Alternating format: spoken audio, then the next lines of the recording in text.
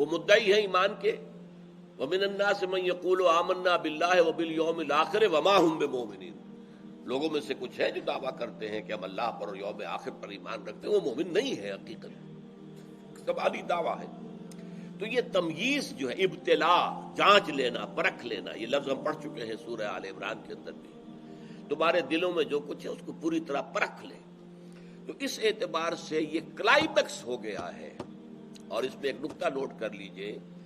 ذاتی طور پر حضور صلی اللہ علیہ وسلم کو جو ایذائیں پہنچی ہیں مکے میں، اس کا کلائمیکس طائف کا واقعہ ہے،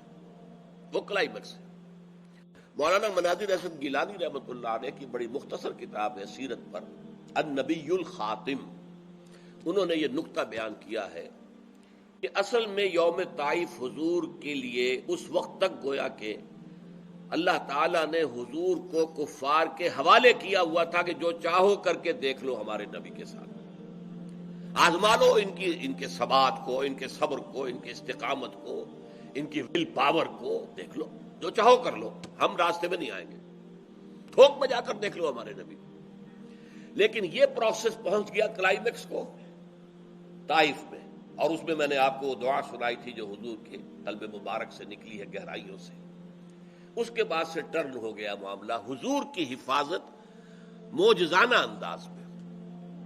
کہ حضور مکے سے چلے ہیں، رات کو نکلے ہیں تو حالانکہ پہرا موجود تھا، کوئی دیکھ نہیں سکا۔ پھر آپ غار ثور میں اگر روپوش ہیں تو غار ثور کے دہانے پر پہنچ گئے ہیں، پھر بھی نہیں دیکھ سکے۔ پھر جب سراقہ جو ہے وہ آ گیا ہے آپ کے قریب پکڑنے کے لیے، تو اس کے گھوڑے کے پاؤں دھس گئے، دوبارہ نکل کر کسی طریقے سے آ گیا، پھر دھس گئے، تو پھر آ کے معافی مانگی، ایمان لے آیا۔ تو یہ جو معجزانہ تحفظ تھا حضور کا، یہ در حقیقت غزوہ طائف کے جو حالات تھے اس کے بعد ہوا ہے۔ یہی معاملہ مجموعی طور پر ہوا ہے مسلمانوں کی جماعت کے ساتھ، اور کلائمیکس جو ہے اس کا وہ غزوہ احزاب ہے۔ سچویشن ایسی ہو گئی تھی